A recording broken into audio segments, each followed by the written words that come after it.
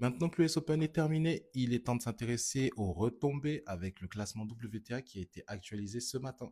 On est parti. On commence donc avec Aryna Sabalenka qui consolide donc sa place de numéro 1 mondiale grâce à sa victoire à l'US Open, ce qui est fantastique. Je pense que Iga et Coco Gauff ne pourront absolument pas finalement la détrôner en fin de saison. Félicitations, bravo, Sabalenka qui fait le taf, est partie pour être numéro 1 mondiale aussi en 2026, donc c'est tout droit pour elle. Ensuite, on a Iga Swiatek qui est suivi de très près par Coco Gauff, comme vous le voyez.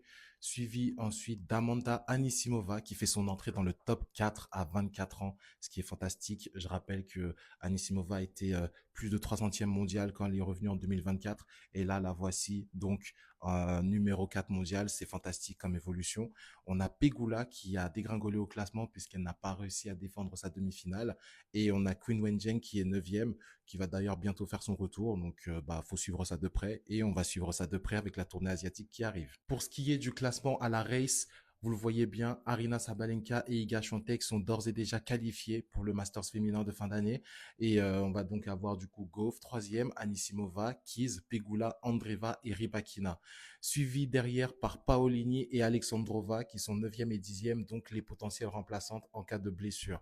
Faut savoir que Rybakina et Paolini, ça se tape. D'ici la fin de saison, on va voir laquelle des deux aura la 8e place pour participer sans être remplaçante, quoi. Et même si les grands chelems sont terminés, nous, on est toujours là, donc n'hésitez pas à vous abonner. Ciao.